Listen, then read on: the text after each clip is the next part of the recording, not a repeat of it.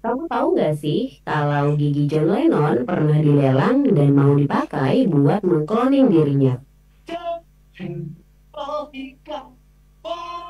Jadi ceritanya, ketika John Lennon masih hidup, Lennon pernah nyabut giginya sendiri buat dijadiin hadiah untuk anak dari asisten rumah tangganya yang merupakan penggemar berat The Beatles. Kemudian pada tahun 2011, seorang dokter gigi yang bernama Michael Zack membayar lebih dari 31.000 dolar Amerika Serikat atau sekitar 485 juta rupiah untuk gigi John Lennon di sebuah lelang.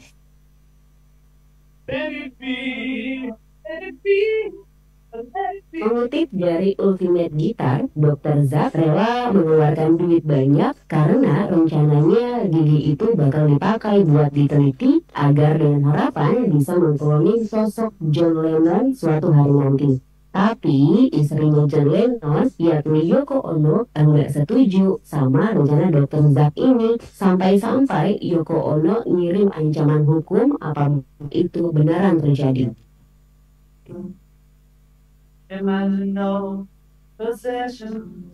Gokil juga sih kalau Dr. Zack berhasil mengkloning John Lennon.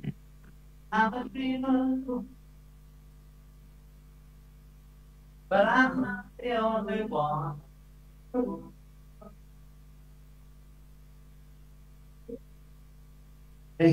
Wes ngerti dorong beritanya.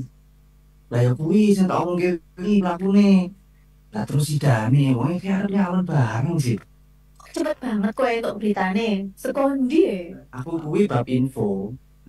Cek, tok nomor 1. Lah wong aku kok arep berita politik, hukum, pendidikan sosial. Apa wae aku mesti langsung update. Walah iki to, berita online iki to. Hati-hati lho, menawa golek berita online. Kudu ngerti sumbere bener apa ora, terpercaya apa. Hoax kabar hapus-hapus ki bahaya lho. Buka lan waca wae portal rri.co.id. Ning kene kuwi ana berita sak indenging Nuswantara ana. Kejaba kuwi ana berita terkini, terpopuler, berita foto video ya ana, terus infografis lan liyane. Ya wis, kene. Tak buka portal rri.co.id. rri.co.id, media radio berita online terpercaya.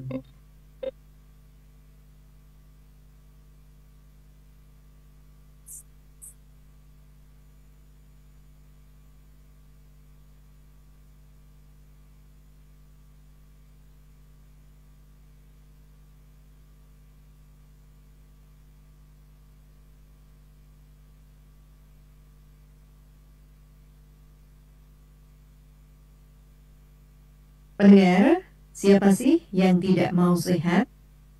Kalau ditanya kabar, pasti jawabnya, saya baik-baik saja. Saya sehat-sehat saja. Termasuk dari hal sekecil-kecilnya. Berbagai macam faktor menentukan kesehatan kita. Termasuk juga ketika kita tensi gitu ya. Waduh, ternyata tekanan saya kok tinggi. Jangan-jangan saya terkena hipertensi. Lantas, kenapa kita harus peduli terhadap hipertensi?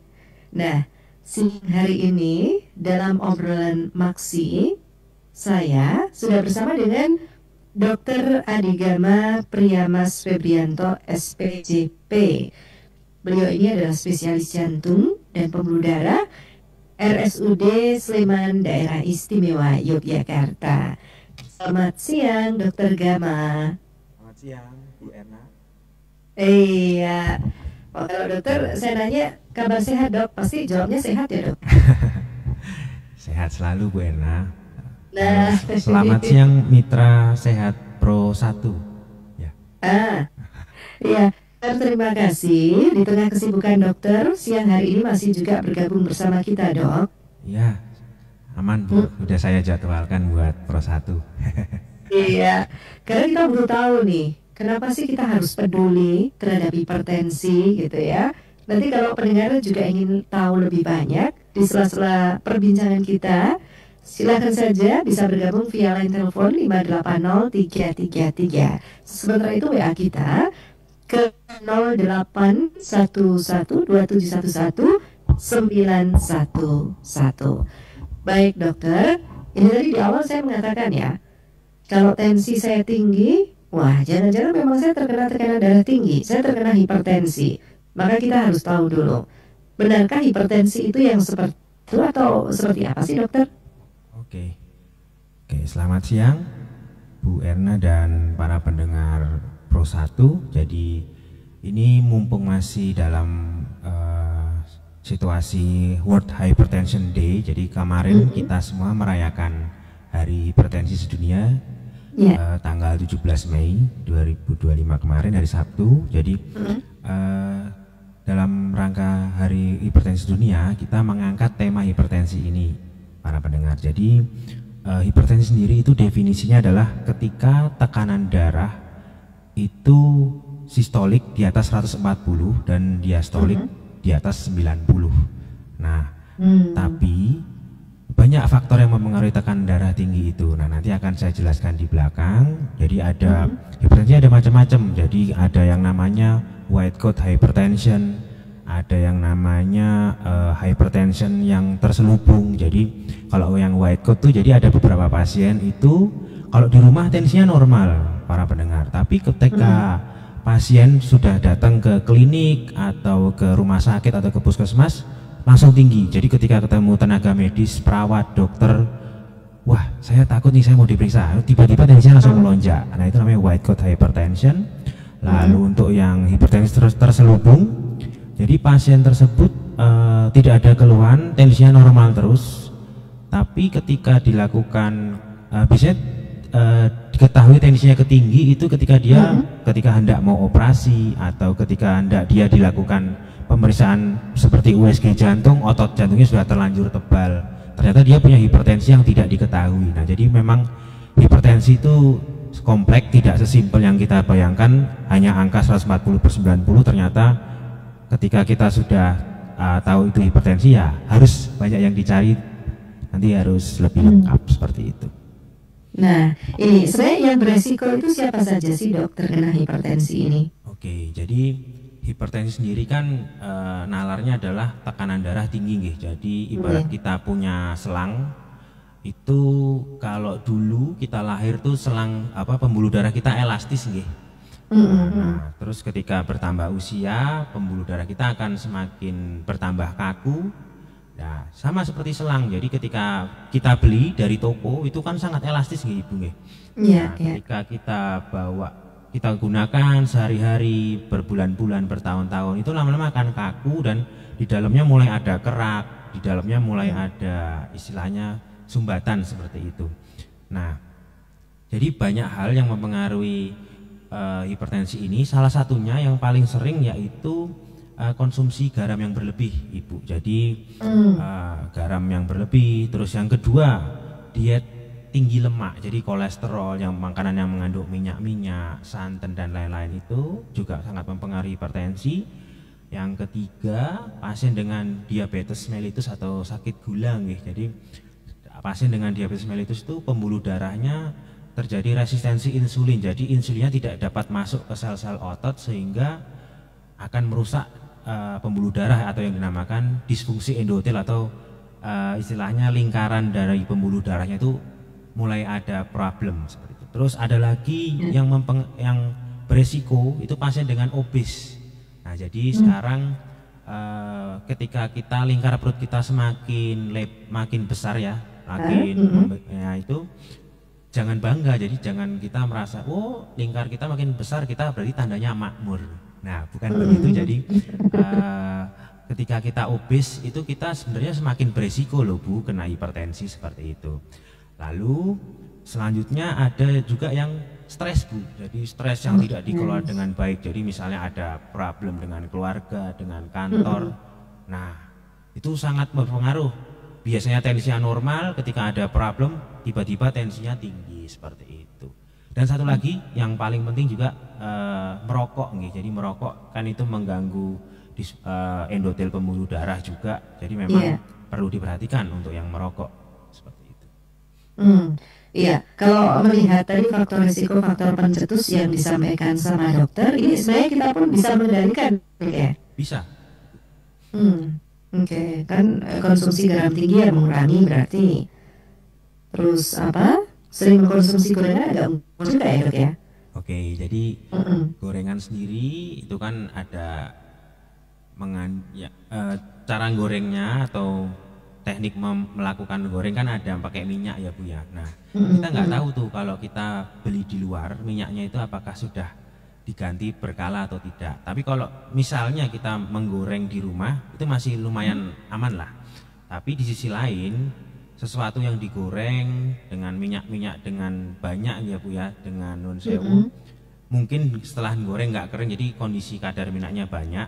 Nah itu akan membuat bisa terjadi resiko untuk dislipidemi atau hiperkolesterol. Jadi memang kalau ditanya gorengan boleh atau enggak, sebaiknya dikurangi seperti itu. Nah, dan kita juga perlu perhatikan. Jadi hipertensi itu faktor resikonya ada yang dapat dimodifikasi, ada yang tidak dapat dimodifikasi.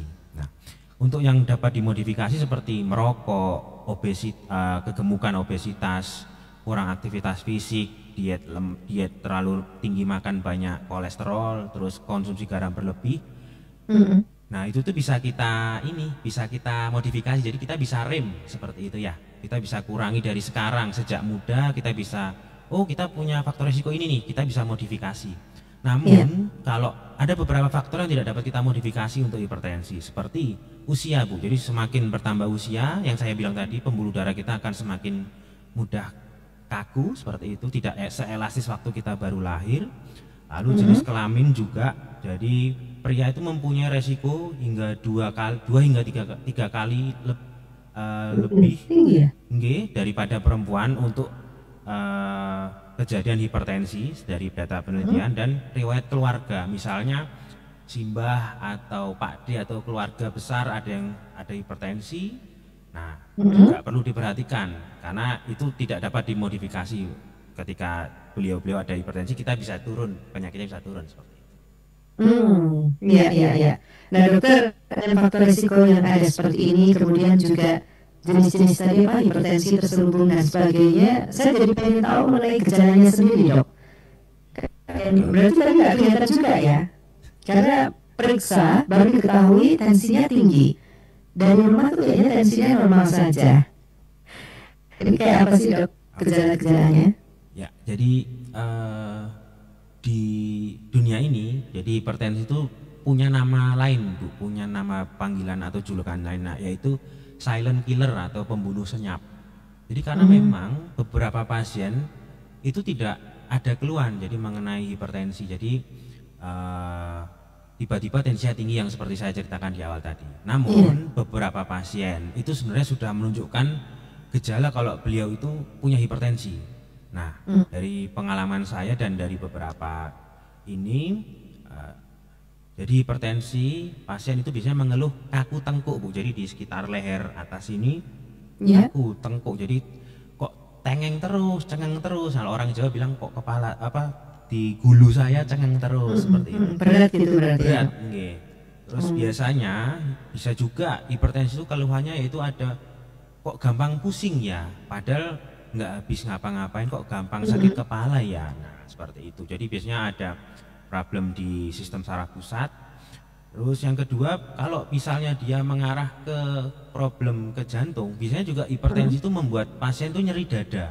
Ya, jadi nggak semua nyeri dada itu penyakit jantung koroner. Bisa juga ketika tensinya tinggi di sekitar pembuluh darah jantung, nah bisa juga keluhannya si hipertensi ini menyerupai penyakit jantung koroner gitu. Selanjutnya bisa juga pasien hipertensi itu mengeluh pandangannya kabur Bu. Jadi memang kita pernah dengar ada hipertensi yang punya komplikasi ke organ penglihatan mata, nah hipertensi retinopati. Nah jadi biasanya kok pandanganku kabur terus toh, padahal aku pakai kacamata, wis tak pakai kacamata, udah tak ini kok tetap kabur. Nah ternyata pasien punya hipertensi yang nggak ketahuan, jadi malah justru dia tahu hipertensi ketika dia periksa ke dokter mata, bukan ke dokter penyakit dalam atau ke dokter jantung. Bisa seperti itu. Iya. Gitu. Nah ini cara mengukurnya hanya lewat saja ya dok ya? Nggih, pripun maaf. Cara pengukuran tinggi dan enggak kita hipertensi atau enggak itu hanya tensi saja ya? Oke, iya. Jadi kan tadi patokannya adalah tensi sistol 140, diastol 90. Nah, cuman cara ngukur itu ada caranya. Jadi enggak langsung kita bisa langsung percaya, oh tensi segini langsung kita langsung tegakkan diagnosis, oh pasien ini hipertensi. Nah, cara ngukurnya benar atau tidak kan seperti itu Bu. Nah, saya ada beberapa tips untuk para pendengar Pro 1. Jadi kalau ngukur tensi itu ada tekniknya. Jadi yang pertama, untuk ngukur tensi itu pasien nggak boleh Bu dalam 30 menit terakhir pasien misalnya minum kopi atau pasien minum makan atau pasien merokok atau pasien mungkin habis olahraga ya, jadi pasien habis aktivitas berat gitu, terus pasien olahraga, terus terus minta ditensi. Nah itu 30 menit sebelumnya nggak boleh. Terus yang kedua, pasien tidak sedang dalam menahan buang air kecil. Jadi misalnya, misalnya pasien tidak datang poliklinik mau periksa Pak Dokter, Bu Dokter, terus di depan di pendaftaran ditensi, ditanyain dulu harusnya pasien tersebut sedang menahan buang air kecil nggak, Bapak nembe ngempet pipis mboten. Kalau nembe ngempet pipis ya jangan ditensi dulu karena itu berpengaruh ke angka tekanan darah. Terus selanjutnya ketika pasien juga baru datang di poli sebaiknya 5 menit duduk dulu. Jadi jangan langsung pasien datang turun dari mobil, turun dari motor di kursi tiba-tiba langsung langsung ayo Bu monggo ditensi, jangan dulu. Sebaiknya 5 menit ditungguin dulu biar pasiennya tenang, rileks, nanti baru dilakukan pemeriksaan tensi. Terus beberapa teknik juga yang perlu diperhatikan. Jadi kadang mansetnya itu nggak sesuai Bu ya, jadi beberapa pasien ada yang lengannya agak gede gitu. Nah, terus ketika lengannya agak gede, tim medis, tenaga medis akan melebarkan mansetnya itu jadi sehingga disesuaikan agak besar. Terus pasien kedua nanti kira-kira pasiennya agak kurus sehingga lengannya kecil.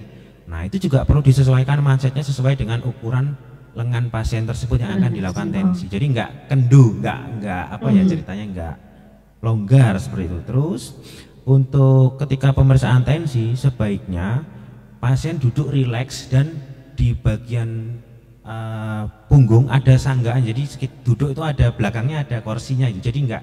Jadi pasien rileks mungkin dan tangan diletakkan di meja.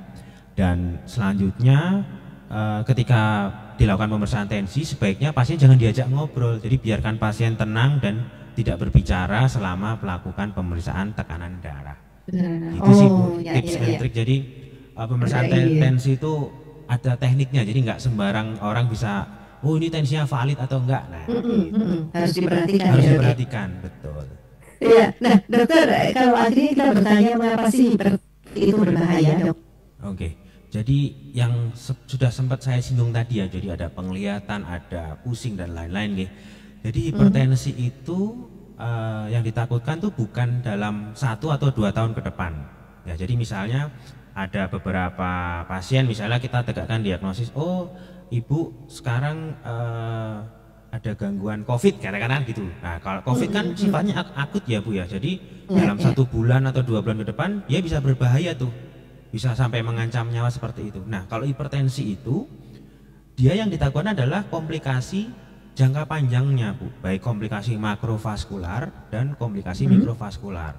Nah kalau yang makrovaskular itu yang pembuluh darah yang besar-besar, misal komplikasi hipertensi terhadap organ otak ya. Jadi bisa terjadi serangan stroke perdarahan kalau tensinya tinggi. Bisa juga terjadi serangan stroke yang tidak perdarahan ketika tensinya tinggi. Itu untuk komplikasi di sistem saraf pusat atau di otak. Namun kalau misalnya dia komplikasinya ke jantung, bisa juga Ya. menyebabkan penyakit jantung koroner, ya. Bisa juga hipertensi pada jantung membuat namanya hipertensi heart disease atau penyakit jantung hipertensi. Jadi otot jantungnya itu akan menebal Bu, karena tensinya tinggi. Jadi ketika sama seperti orang nge-gym atau fitness, ketika tangannya dipakai kontraksi terus, otot-ototnya akan tebal, akan besar juga nggih. Sama otot jantung, ketika tekanannya akan tinggi terus, ya otot jantung juga akan menebal dan akan besar seperti itu. Jadi itu untuk komplikasi makrovaskular. Oh, satu lagi untuk komplikasi di ginjal Bu. Jadi pernah dengar nggak pasien kalau pasien dengan rutin cuci darah itu tensinya tinggi. Nah biasanya pasien dengan cuci darah itu tensinya 200, 180, 230 itu biasanya tanpa keluhan malahan. Nah itu kan seperti itu. Jadi pasien dengan hipertensi itu punya efek ke ginjal juga. Terus ada dua lagi yang saya sebutkan, jadi di mata Bu. Jadi yang saya sebutkan tadi di pembuluh darah yang kecil di mata bisa menyebabkan gangguan penglihatan atau retinopati hipertensi. Terus yang selanjutnya bisa terjadi gangguan di pembuluh darah kaki kecil, yang pembuluh darah perifer. Dan satu lagi, kadang hipertensi itu muncul keluhannya simple, kakinya keju kemeng Bu. Jadi kakinya keju kemeng karena apa? Karena hipertensi bisa membuat neuropati atau gangguan saraf. Jadi ketika tensinya akan tinggi terus, lama-lama dia akan menyebabkan komplikasi ke saraf, menyebabkan sikilnya kok keju kemeng terus. Wah ternyata di tensinya tinggi. Nah, ternyata itu adalah dia punya hipertensi yang lama, tidak pernah diperiksa, tahu-tahu sudah terjadi komplikasi sampai ke neuropati seperti itu. Jadi hipertensi jangan disepelekan maksud saya. Ternyata jangka panjang ya Dok ya. Jangka panjang. Iya, baik, ini terima kasih Mbak Putri, satu WA terima dari Mergangsan. Dok, saya punya diabetes gitu. Sebenarnya berapa tekanan darah yang baik untuk penderita diabetes, dokter? Oke. Mohon untuk ditanggapi, Dok. Oke, Mbak Putri dari Mergangsan nggih. Jadi memang ada beberapa kondisi dari panduan Eropa atau panduan Amerika untuk hipertensi. Jadi untuk pasien dengan stroke tensinya standarnya berapa, pasien dengan diabetes standarnya berapa, pasien dengan istilahnya penyakit jantung koroner tensinya standarnya berapa. Nah untuk diabetes mellitus itu dianjurkan tekanan darah sistol di bawah 130 dan diastol di bawah 90. Begitu Mbak Putri dari di bawah sebaiknya 130 itu dan di bawah 130 per 90. 90 di bawah itu harus ya Dok ya. Iya baik, begitu ya Mbak Putri ya, semoga terjawab pertanyaannya di siang hari ini. Baik dokter, waktunya tinggal 2-3 menit saja lagi. Mungkin di akhir-akhir perbincangan kita bisa disampaikan juga bagaimana cara mencegah dan mengendalikan hipertensi nih Dok. Hanya tadi komplikasinya jangka panjang dan ini ya luar biasa ya. Bisa ke jantung, ginjal. Ada beberapa dari Kemenkes mengeluarkan singkatan-singkatan. Jadi kita untuk mencegah hipertensi itu ada namanya cerdik. Ya, jadi cerdik itu apa, Ibu? Jadi cerdik itu satu C adalah cek kesehatan berkala. Jadi mungkin kalau memang belum ada keluhan tapi sudah mempunyai faktor resiko, silakan diperiksakan ke vaskes terdekat gitu. Apalagi kan kalau sekarang ulang tahun cek kesehatan bisa free katanya nggih. Terus nggih. Jadi silakan kalau memang punya faktor resiko yang kita sebutkan tadi, silakan cek kesehatan. Terus yang kedua, cerdik itu E-nya itu adalah enyahkan asap rokok, mekaten nggih. Terus R-nya adalah rajin aktivitas fisik. Terus D-nya diet seimbang, I-nya istirahat cukup, dan K-nya yaitu kelola stres. Tadi kita sudah tahu kalau manajemen stres yang tidak bagus bisa menyebabkan hipertensi. Nah, ini yang perlu saya tekankan ada 2 poin sedikit Bu. Jadi kalau untuk aktivitas fisik yang dianjurkan yaitu untuk kita semua adalah aktivitas fisik dalam seminggu kan ada 7 hari. Nah kita harus meluangkan waktu 3-5 kali itu aktivitas fisik ya, terutama olahraga, yaitu olahraga yang kalau bisa olahraga yang ini Bu, lari atau jalan cepat atau berenang atau bersepeda, itu aja. Patokannya apa? Patokannya adalah ketika kita sudah ngos-ngosan, jadi ketika kita jalan cepat atau ketika kita lari atau kita bersepeda, kalau udah ngos-ngosan, nah itu target kita. Jadi kita kalau olahraga udah ngos-ngosan, kita udah tercapai itu targetnya. Jadi kita bisa mencapai vigorous moderate intensity sehingga kita tercapai itu, dan kalau bisa dalam 3 sampai 5 kali seminggu itu 30 menit. Nah, kadang memang susah ya untuk kita yang sedang aktif bekerja menyempatkan waktu. Nah, seenggaknya kita berusaha mungkin weekend ya disempatkan, mungkin jalan pagi di Malioboro atau mungkin di titik nol itu, atau mungkin di lapangan Mandala Krida di Maguwo, atau mungkin di Pemda Sleman. Itu banyak orang sekarang sudah aktif berolahraga, Ibu. Terus selanjutnya untuk diet, nah yang perlu saya tekankan adalah kurangi makan yang asin-asin, Ibu. Jadi anjurannya hipertensi itu, pasien dengan hipertensi harus mengurangi makan garam, itu maksimal sehari kurang dari 5 gram. Kurang dari 5 gram itu definisinya ya sebenarnya 1 sendok teh ya. Cuman kan sulit banget nggih. Jadi memang yang bisa kita lakukan untuk sekarang aktualisasinya yaitu cukup mengurangi makanan-makanan yang mengandung garam tinggi. Nah, bahkan kita harus mengurangi yang sering, yang terdekat sama kita, Bu. Kita jangan selalu menyalahkan sate kambing, terus tongseng, tengkleng dan lain-lain. Ternyata kita masih makan makanan yang mengandung garam tinggi. Contohnya yang paling dekat dengan kita yaitu kerupuk gitu. Terus rambak gitu. Mungkin ada soto, bakso, mie ayam, mie instan. Nah, seperti itu. Ikan asin, apalagi telur asin. Nah, itu kan kita mungkin masih rapopo iki alami sehat. Nah, tapi ternyata itu kandungan garamnya tinggi dan itu bisa menyebabkan hipertensi seperti itu. Dan selanjutnya kita harus pedoman gizi seimbangnya, kita harus mulai makan makanan yang istilahnya alami seperti ikan, telur, sayur dan buah diperbanyak ya dalam seminggu bisa kalau bisa sesering mungkin, tapi yang alami nih terutama itu. Terus apabila pasien, selanjutnya Bu ya, poin selanjutnya pertanyaan kedua, apabila pasien sudah terkena hipertensi apa yang harus dilakukan, kan seperti itu. Nah, itu ada singkatan dari Kemenkes. Singkatannya yaitu patuh, yaitu P, periksa kesehatan secara rutin dan ikuti anjuran dokter. Yang kedua A, atasi penyakit dengan pengobatan yang tepat. Jadi percayakan pada dokter, nanti harus dapat obat yang tepat. Jadi kan dapat obat kan harus ke dokter seperti itu nggih. Terus yang ketiga, tetap diet. T, PAT. T-nya adalah tetap diet dengan makan yang seimbang dan cukup yang saya sebutkan tadi, terutama diet rendah garam atau natrium. Yang selanjutnya adalah U, upayakan aktivitas fisik yang saya sebutkan tadi, jalan pagi setengah jam, mungkin seminggu 3 sampai 5 kali. Terus yang terakhir H, hindari asap rokok, alkohol dan zat karsinogenik lainnya. Gitu. Baik, Dokter Gama, ini mohon maaf karena keterbatasan waktu kita, saya harus segera mengakhiri perbincangan kita di siang hari ini. Tapi terima kasih sekali dokter, ini tentu sangat berguna, bermanfaat untuk kita, karena ternyata hipertensi ini jangkanya komplikasinya panjang ya dok ya. Iya. Mungkin bukan sekarang, tapi esok atau lusa dan hari-hari selanjutnya. Betul dokter? Betul sekali Bu. Iya. Matur nuwun sekali dokter. Selamat siang, selamat kembali bertugas. Selamat siang. Nah, mendengar itu tadi Dr. Adigama Priyamas Febrianto SPJP, spesialis jantung dan pembuluh darah RSUD Sleman, Yogyakarta. Saya akhiri dialog maksi di siang hari ini.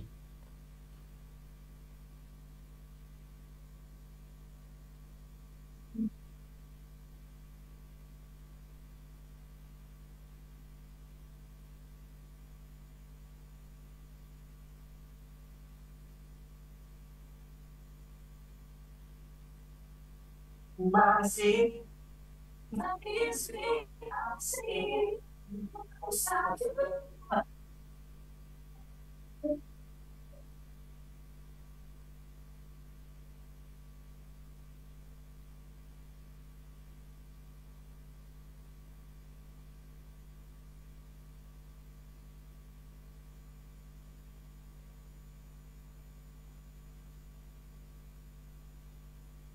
pencegahan dan